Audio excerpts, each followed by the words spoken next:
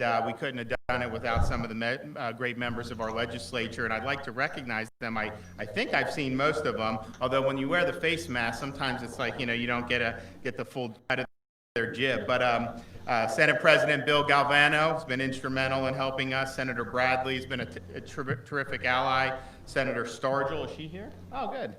She's been great on education. Senator Flores, thank you for all your support. And then we have Representatives Danny Perez, Ana Maria Rodriguez, Bush, Representative Bush here, Vance Al Lupus, Representative Omfroy, where are you here? Oh, hey, how are you? Good to see you. Representative Oberdorf, Mary Lynn Magar, and Representative Anthony Rodriguez. And so they all were a part of this. When we were going into the legislative session and I was going around laying out my agenda, one of the pillars of what we wanted to accomplish was we wanted to take Florida from number 26 in the nation for average minimum teacher salary to the top 5.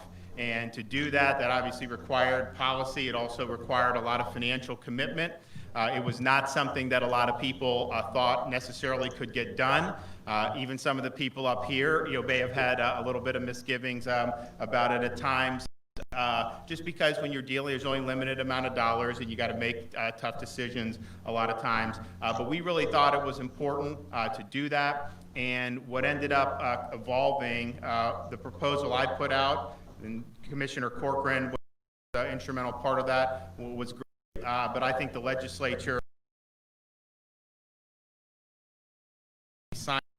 is a bill that will provide $500 million directly to teachers, all public school teachers, school district or charter, and it will take Florida from number 26 in the nation to number 5 in the nation for average minimum salary.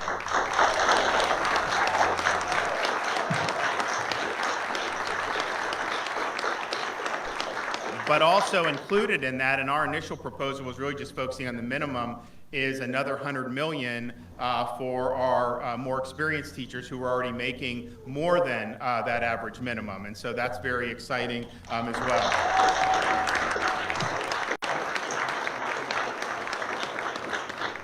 Now, it was one thing to get that through the legislature. It was another thing to get them to put the money in the budget and lay the table. But they laid the budget on the table, I think, the second week of March, and we had a little bit of changes in everything happening in our world since then. And so it was quite a challenge to make sure, even though we fought for it, that we'd be able to actually do it in the budget, because what we're looking at now in terms of the budget that will be enacted by July 1st is just a different fiscal picture than what we were dealing with in January, February, and early March. But I can report, although we have not made every decision about the budget, I can report this will be there 100%. We're going to have to make tough choices, but this is important.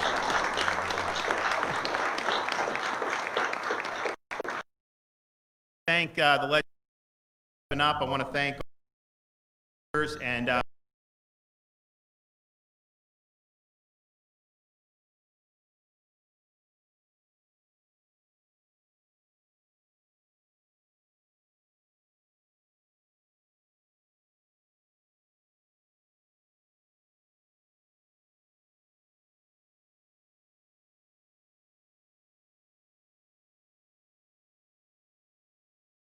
we think it's important, one, just to reward the people that are working hard, but two,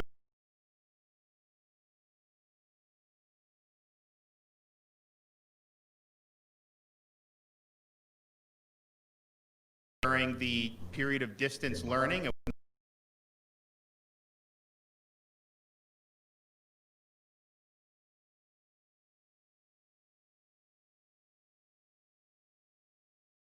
had to innovate to do things, so thank you for doing that. But man, we really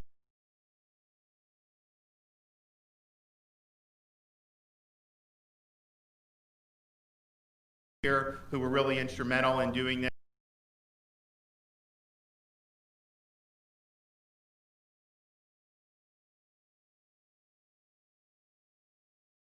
Great job working with my office, and Commissioner Corcoran was the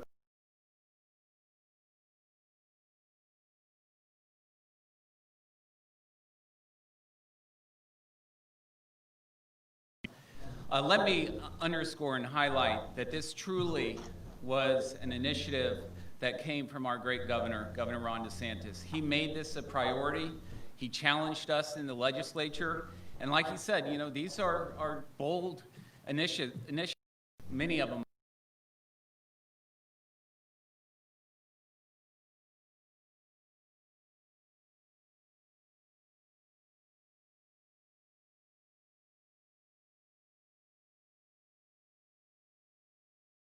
We've prioritized public education for many years, and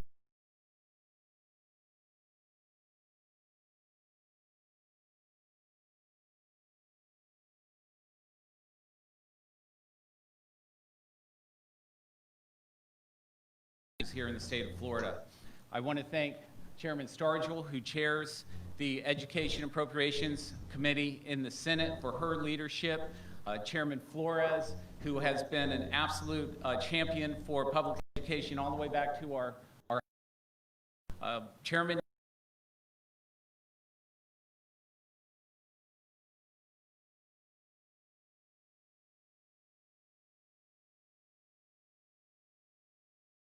initiative coming into being.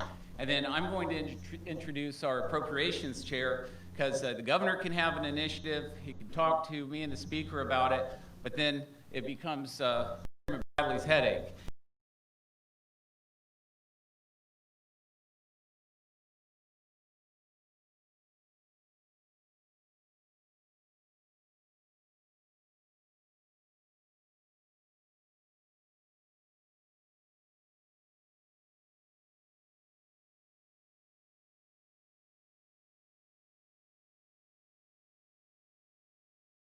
That was brought. You know, I remember very clearly in October, this was before COVID, which seems like a lifetime ago, in the gymnasium in Middleburg, Florida, in Clay County, in North Florida, and the governor came and he set forth a challenge. He said, this is going to be the year of the teacher. And he set forth a challenge to make Florida in the top 5 when it comes to a minimum teacher salary. And you know what? Promise made, promise kept. People said, after COVID, this shouldn't happen. Should we even do this anymore? But today, it's made, promise kept. The year of the teacher is a reality. Thank you, Governor, and thanks everybody for making this happen.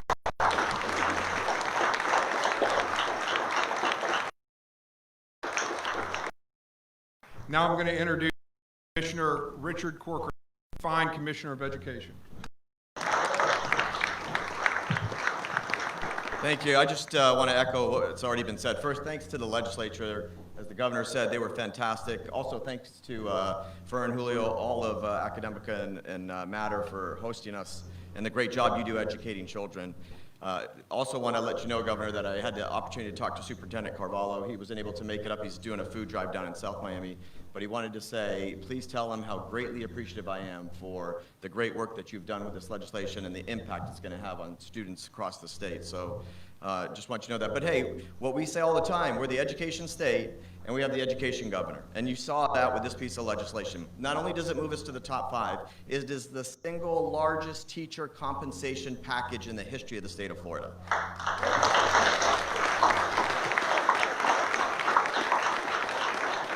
And I'll steal, he says all the time, what nobody argues, everybody knows it. The most important thing to the outcome of a student is the quality, great educator that stands before those children. That's what drives outcomes more than anything else. And all of us, I could say, anyone here on this whole stage, you say, hey, name me a teacher that absolutely impacted you, transformed your life, and put you on a path of success or gave you ideas for a vocation. Every single person right now has a teacher in their mind. Every single one of us.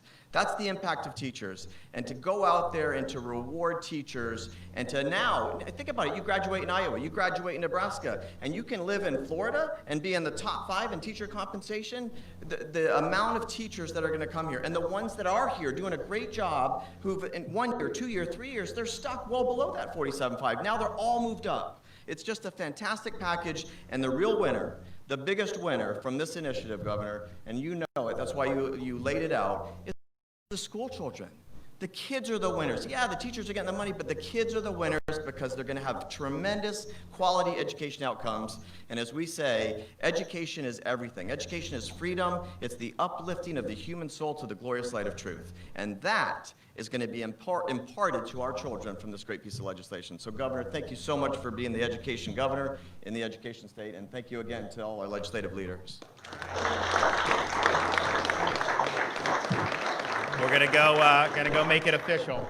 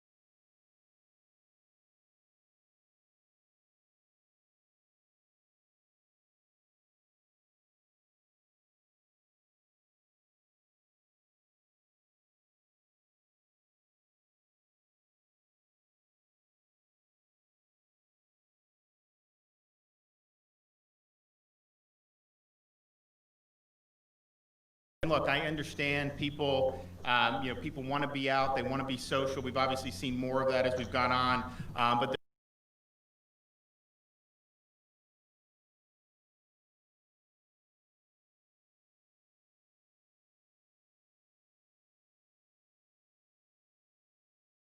people to avoid closed spaces with poor ventilation.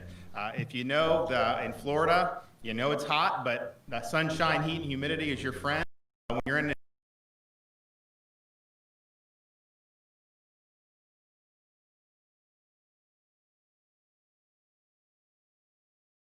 generally when there's many people nearby, and then close contact settings. If you get right in someone's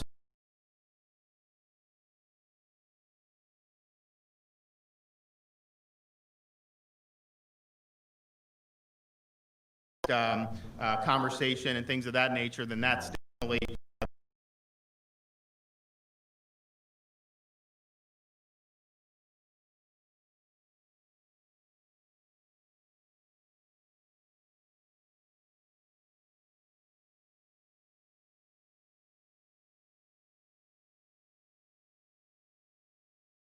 about avoiding crowds, avoiding a lot of contact outside the home, particularly with some of the younger folks. I mean, what we're seeing in Florida is really rapid transmission in that 18 to 34 age group, and you're seeing a lot of cases come up. And granted, they weren't being tested at this level a couple months ago, but I also think they're testing positive at a higher and higher rate. So clearly, you have a lot of spread there. So folks who are in those vulnerable areas, in those categories, do your part. But then also, if you're in some of the maybe less demographics, to do your part.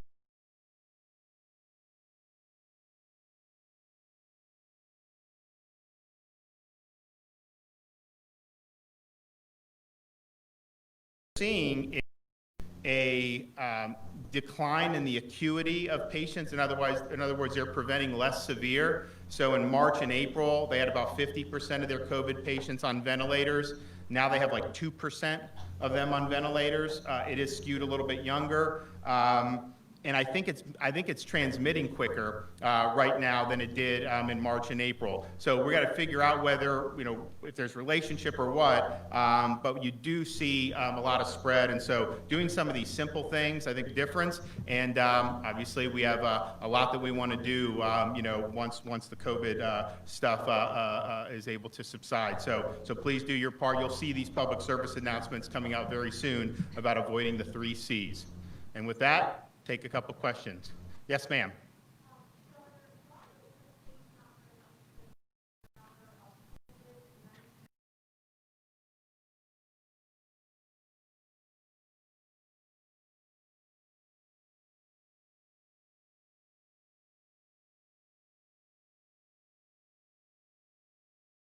results. One of the things that, and we saw this yesterday with the folks down in Orlando, since March 1st, when you opened up, May 1st, when they opened up elective procedures, we didn't have any elective procedures between probably mid-March and the beginning of May. You know, when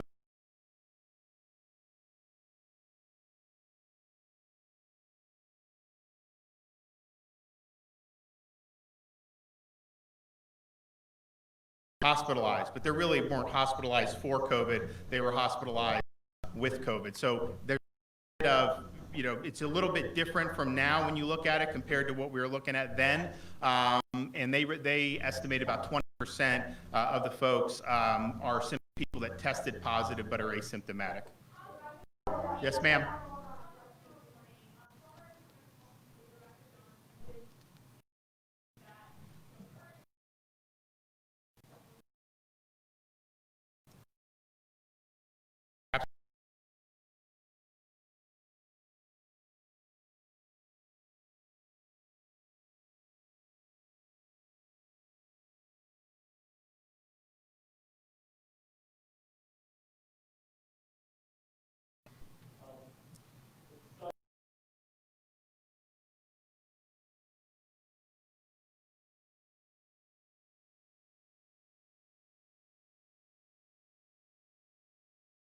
We've worked with the local folks. You know, we've not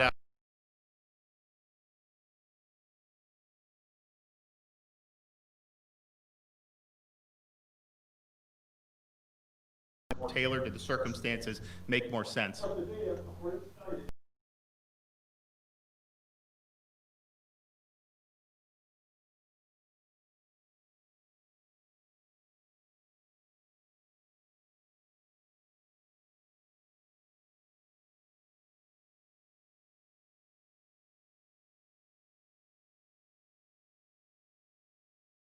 Be willing to do that, but we had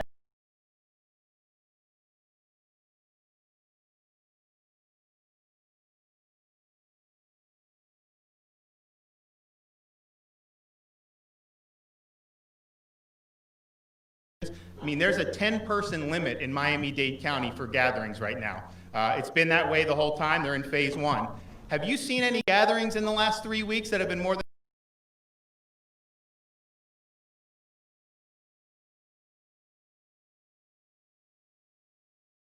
what the requirements are and what the compliance is? And I think what we've seen is, if you follow the guidelines, if you follow those phase 1 guidelines here, if you follow the phase 2 guidelines in other parts of the state, everything works out fine. We haven't had any problems at a business with individuals, when they followed the guidelines. I think you've seen, that's just been wearing, and people naturally want to do things. And I'm not even, so if I was 25, I'd be probably with them. I mean, that's just realistic. I can sit here and try to act like then.